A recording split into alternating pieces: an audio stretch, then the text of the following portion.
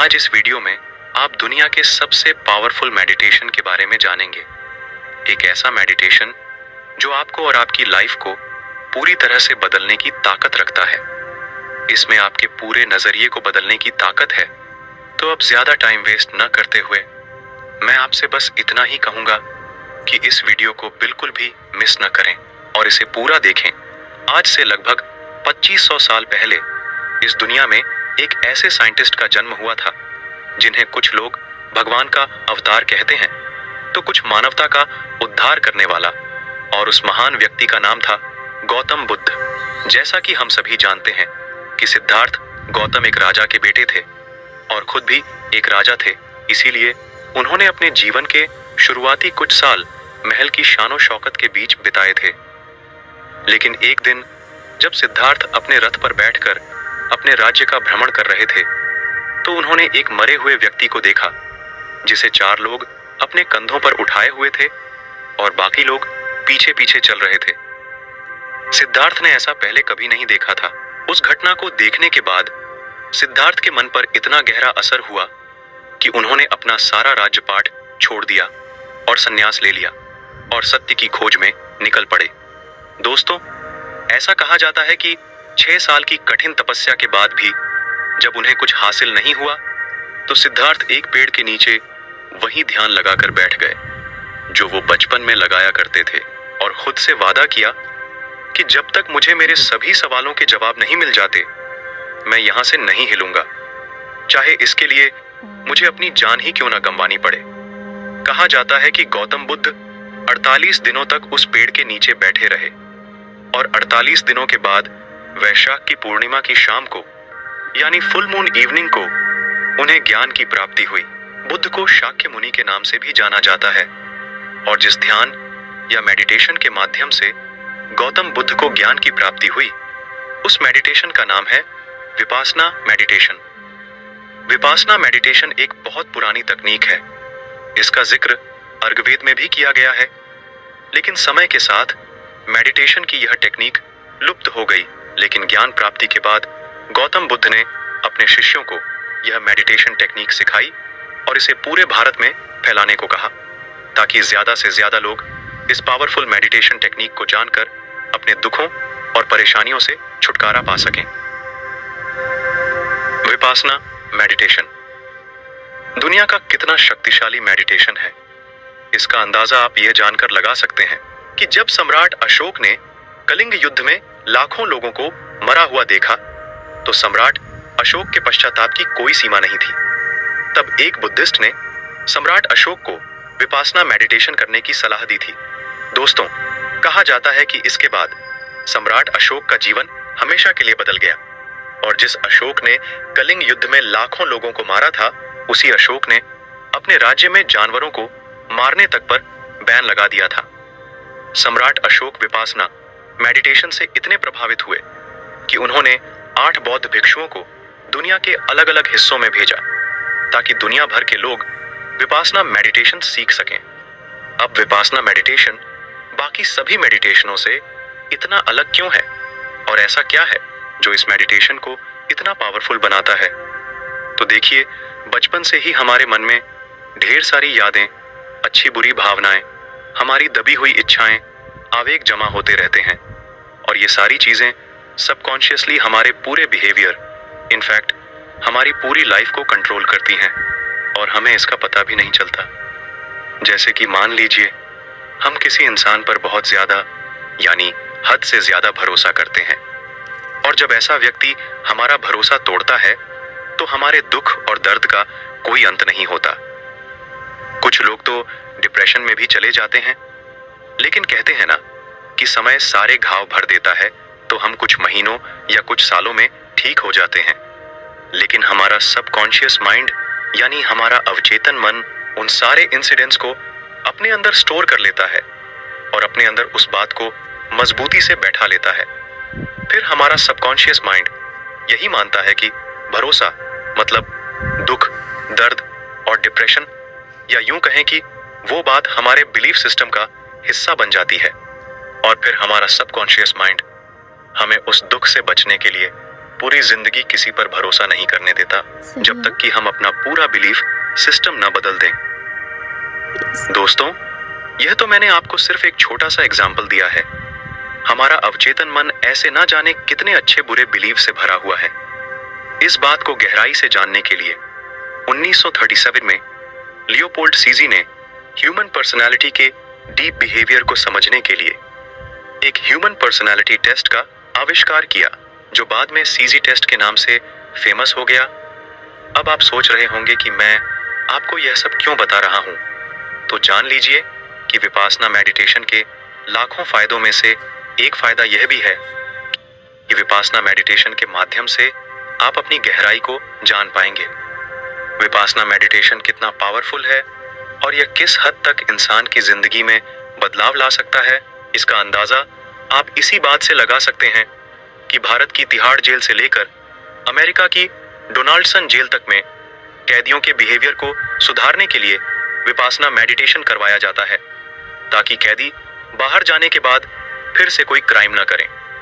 Vipassana meditation के 44 देशों में 202 से ज्यादा सेंटर हैं, जिसमें लाखों लोगों को विपासना मेडिटेशन सिखाया जाता है। तो अब आइए जानते हैं कि विपासना मेडिटेशन क्या है। विपासना शब्द दो शब्दों से मिलकर बना है, वी और उपासना। वी का मतलब है विशेष और पासना का मतलब है देखना, यानी विशेष तरीके से देखना। बौद्ध धर्म ग्रंथ सती वृत्तांत सुत्ता और महासती वृत्तांत सुत्ता में विपासना के बारे में डिटेल में बताया गया है। तो उन्हीं धर्म ग्रंथों के अनुसार मेडिटेशन को 4 भागों में बांटा गया है: काया उपासना, वेदानु उपासना, चित्त उपासना और धम्म उपासना। सबसे पहले काया उपासना। विपासना मेडिटेशन सांसों पर ध्यान लगाने से शुरू होता है। बाकी के मेडिटेशन टेक्निक में हमें लंबी और गहरी सांस लेने के लिए कहा जाता है, ताकि हमारा दिमाग जल्दी शांत हो सके। लेकिन विपासना मेडिटेशन में मेडिटेशन टेक्निक में आपको बस अपनी सांसों पर ध्यान लगाना है, चाहे सांस छोटी हो या लंबी या गहरी। आपको इसे बदलना नहीं है, आपको खुद की और अपनी सांसों की सच्चाई को देखना है। अब ऐसा 2 कारणों से किया जाता है। पहला, हर 9 सेकंड के अंदर हमारे दिमाग में कोई ना कोई दूसरा विचार आता है, तो उस 9 सेकंड के चक्र को तोड़ने के लिए हमें सांसों पर ध्यान लगाने को कहा जाता है, ताकि हमारा कंसंट्रेशन गहरा हो सके और हम रियल विपासना मेडिटेशन को सही तरीके से कर सकें। दूसरा, जब आप कुछ दिनों तक अपनी सांसों पर ध्यान लगाएंगे तो आपको अपनी नाक के आसपास कुछ सेंसेशन फील होने लगेंगी। तो इसीलिए आपको पूरे शरीर में सेंस की जागरूकता जानने के लिए सांसों पर ध्यान लगाने को कहा जाता है।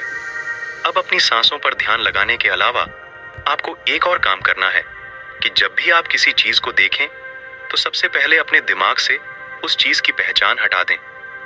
जैसे कि बचपन से ही हमें यह बताया गया है कि ये कुत्ता है, ये बिल्ली है, ये पेड़ है, ये गाय है, और इसी तरह हर चीज की जानकारी से हमारे दिमाग को प्रोग्राम कर दिया जाता है।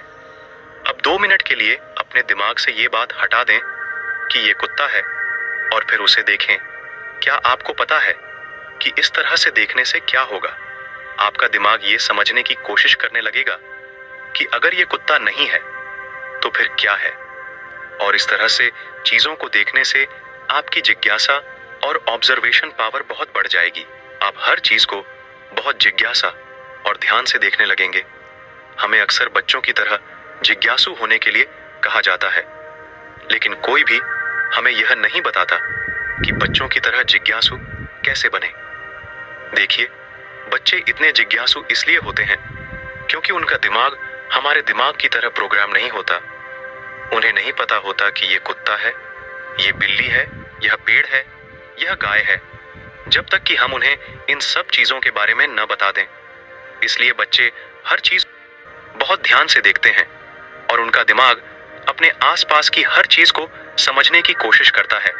इसी तरह आपको भी सिर्फ देखने तक ही सीमित नहीं रहना चाहिए, बल्कि आपको हर चीज को अच्छे तरीके से ऑब्जर्व भी करना है।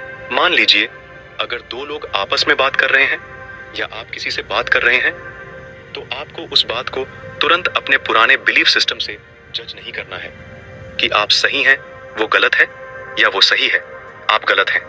आपको बस यह देखना है कि क्या हो रहा है, और ऐसा आपको उठते, बैठते, चलते, फिरते हर समय करना है। इसका मतलब है कि आपको शरीर की सेंसेशन से लेकर हर चीज का निरीक्षण करना है। और अगर आप इस तरह का नजरिया विकसित कर लेते हैं तो सबसे पहले आपकी हर चीज में जिज्ञासा बहुत बढ़ जाएगी, और दूसरा, आपका मन जीरो थॉट्स यानी थॉटलेस स्टेज की ओर बढ़ने लगेगा, क्योंकि एक समय में आप या तो किसी चीज का निरीक्षण कर सकते हैं या उसके बारे में सोच सकते हैं। आप दोनों चीजें एक साथ नहीं कर सकते। तीसरी बात जो आपके साथ घटित होगी वो ये कि आपकी ऑब्जर्वेशन पावर इतनी बढ़ जाएगी कि आप हर चीज में सच को देख पाएंगे, चाहे वो आपके इमोशन हो, दो लोगों के बीच की बातचीत हो या दुनिया की कोई भी चीज हो। आपको हर चीज में सच दिखने लगेगा, और यही विपासना का सही मतलब है। किसी भी चीज को उसके वास्तविक रूप में देखना, यानी उसे वैसा ही देखना जैसा वो है, न कि उसे अपने प्री प्रोग्राम किए गए माइंड या इमोशन से देखना। दोस्तों, अब ये बिल्कुल मत सोचिए कि आप 10 दिन, 20 दिन या 1 महीने में पूरे ब्रह्मांड को समझ जाएंगे। गौतम बुद्ध के अनुसार विपासना में मास्टर होने में 7 साल लगते हैं। मैं भी पिछले कुछ दिनों से इसकी प्रैक्टिस कर रहा हूं, और मेरे अंदर जो बदलाव आए हैं वो ये हैं कि अब मैं हर चीज को बड़ी जिज्ञासा से देखता हूं। अब मैं अपने पहले से प्रोग्राम किए हुए दिमाग से बाहर आकर अपने आसपास की दुनिया को देख रहा हूं, जो बहुत खूबसूरत है। इस तरह से देखने से मुझे जो अनुभव हुआ है वो ये है कि मुझे लगने लगा है कि मैं इस पूरे ब्रह्मांड के बारे में कुछ भी नहीं जानता हूं। सड़क पर पड़े पत्थर को देखकर ये कहना बहुत आसान है कि ये पत्थर है। अगर आप उस पत्थर की पहचान हटा देंगे कि ये पत्थर है, तो आप घंटों उस पत्थर को देखते रहेंगे, लेकिन समझ नहीं पाएंगे कि ये क्या है। मैं इस अनुभव को शब्दों में पूरी तरह से बयां नहीं कर सकता, क्योंकि शब्दों की अपनी सीमाएं होती हैं। आपको खुद इस चीज का अनुभव करना चाहिए, और मैं आपको बता सकता हूं कि ये वाकई एक अद्भुत अनुभव है। दूसरा है वेदानु उपासना। वेदना यानी भावना को एक खास तरीके से देखना। विपासना मेडिटेशन सेंटर या जेलों में जिस विपासना मेडिटेशन की प्रैक्टिस की जाती है वो यही वेदानु उपासना है। इसकी प्रैक्टिस इसलिए की जाती है क्योंकि हमारे मन में कई तरह के इमोशन आते हैं। अगर हमारे मन में गुस्सा है तो हम सामने वाले पर गुस्से से रिएक्ट करेंगे। अगर हमें किसी बात को लेकर अच्छे इमोशन है तो हम उस इमोशन को व्यक्त करना चाहते हैं, या जब हमें दर्द और दुख के इमोशन होते हैं तो हमारा मन जल्दी से जल्दी उस इमोशन से बाहर निकलना चाहता है। इसका मतलब ये हुआ कि हमारा मन हमारे मन में आने वाले हर थॉट पर रिएक्ट करना चाहता है, और इस वजह से हम अपने इमोशन के गुलाम बन जाते हैं। तो इसीलिए विपासना मेडिटेशन सेंटर में और जेल में विपासना शिविरों के दौरान एक आदमी को रोज लगभग 11 घंटे मेडिटेशन करना पड़ता है। अब आप ही सोचिए, अगर 20 मिनट एक जगह बैठने से हमारी हालत इतनी खराब हो जाती है तो 11 घंटे मेडिटेशन करने में कितना दर्द होगा। और यही इस वेदानु उपासना मेडिटेशन की ट्रिक है कि आपको उन 11 घंटों में दर्द पर रिएक्ट नहीं करना है। आपको सिर्फ यह देखना है कि दर्द कहाँ हो रहा है। जैसे ही आप उस दर्द को कुछ देर तक देखेंगे, दर्द चला जाएगा। फिर शरीर के किसी और हिस्से में दर्द होने लगेगा। जब आप उस दर्द को भी कुछ देर तक देखेंगे तो वह दर्द भी चला जाएगा। इसी तरह आपको अपने हर इमोशन के साथ करना है, चाहे वह इमोशन गुस्से का हो, दुख का हो, दर्द का हो या अच्छा इमोशन हो। जब आप इस मेडिटेशन में मास्टर हो जाएंगे तो आपका खुद पर पूरा कंट्रोल हो जाएगा। इसीलिए जेल में वेदानु उपासना मेडिटेशन कराया जाता है, ताकि कैदी खुद के प्रति और अपने इमोशन और इमोशनलेस बिहेवियर के प्रति जागरूक हो सके। तीसरा है चित्त उपासना। चित्त का मतलब है मन, और विपासना का मतलब है खास तरीके से देखना, मतलब मन को खास तरीके से देखना। मैंने इस वीडियो के स्टार्टिंग में बताया था कि विपासना मेडिटेशन के द्वारा आप अपनी गहन आत्मा को जान सकते हैं। हमारे मन में एक दिन में लगभग 72,000 विचार आते हैं, और उन 72,000 विचारों में से 80 से 90% विचार बेकार होते हैं और यह बेकार विचार हमारे दिमाग में उसी तरह काम करते हैं जैसे किसी नदी या तालाब में जब बहुत ज्यादा गंदगी या कीचड़ हो तो उस नदी के तल को देख पाना बहुत मुश्किल होता है, लेकिन एक बार वह कीचड़ या गंदगी हट जाए तो हम उस नदी की सतह को देख पाते हैं। बार वह कीचड़ या गंदगी हट जाए तो हम उस नदी की सतह को देख पाते हैं। उसी प्रकार इन बेकार विचारों की वजह से हम अपनी गहन आत्मा को नहीं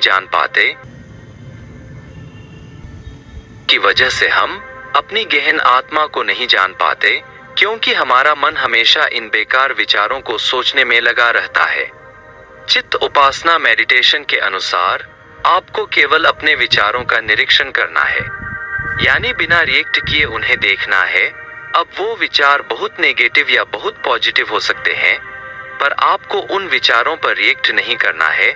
कुछ ही दिनों में आप समझ जाएंगे कि आपके पास किस तरह के विचार आते हैं। आप समझने लगेंगे कि कौन से विचार बेकार हैं और कौन से जरूरी हैं, और जब आपका ऑब्जर्वेशन गहरा होगा तो आप अपने मन के हैबिट पैटर्न को समझने लगेंगे। आप अपने मन के इम्पल्सेस को, अपने मन की क्रेविंग को समझने लगेंगे। देखिए, आपको बस इन सारे विचारों का ऑब्जर्वेशन करना है और धीरे धीरे ये सारे विचार आपके मन से गायब होने लगेंगे और आप समझने लगेंगे कि मैं भी मेरा विचार नहीं हूँ। जब आपका ऑब्जर्वेशन बहुत गहरा हो जाएगा तो आप शून्य की अवस्था पर पहुंच जाएंगे।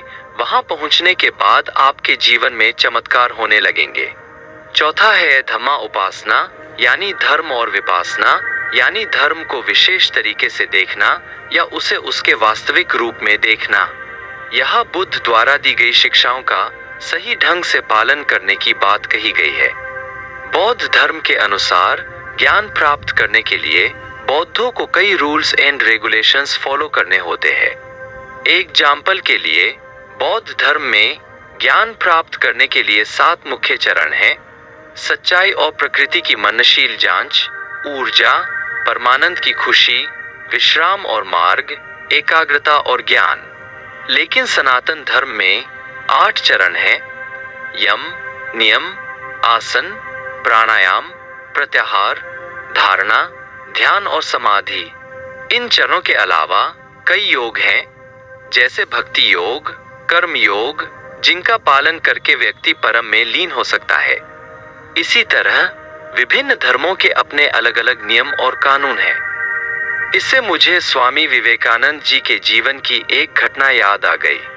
किसी ने एक बार उनसे पूछा था, Swami ji, what is religion? तो उन्होंने कहा था, रिलीजन इज द रियलाइजेशन। क्या आपको उस दिन धर्म का रियलाइजेशन हुआ जिस दिन आपको वह पसंद आया? और इसी तरह नए नए वीडियोस आपके लिए हम लाएंगे। अगर आपको ये वीडियो पसंद आया होगा तो लाइक करें, शेयर करें एंड सब्सक्राइब करें।